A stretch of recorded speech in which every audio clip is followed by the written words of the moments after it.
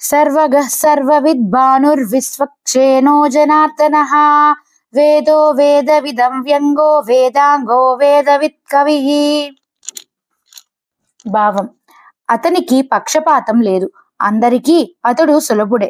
అందరి దగ్గరకి అతడు వెతుక్కుంటూనే వస్తాడు. సూర్యకిరణాలు మారుమూలలకు కూడా చొచ్చుకుని ప్రసరించినట్లే ఆయన కరుణా కిరణాలు దశ దిశలా దీనులను, హీనులను, యోగులను, సాధులను అందరికీ అనుగ్రహిస్తాయి. తనను తీరకపోతే తన సేవలకు నలువైపులా పంపించే విశ్వక్షేణునికి జనుల ఆర్తిని తీర్చటమే లక్ష్యం.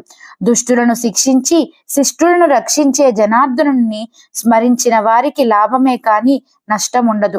పురోగమనమే కాని పరాభవము ఉండదు. అతడు వేదమూర్తి, వేదవేద్యుడు, వేదవిధుడు. తానే వేదం, వేదములను సాంగోపాంగముగా సరహస్యంగా సాధించి శోధించిన వేదవేత్త.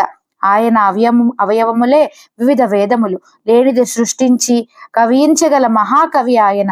విశ్వమే ఒక మహాకావ్యం. విశ్వకర్మ ఆ కావ్యకర్త.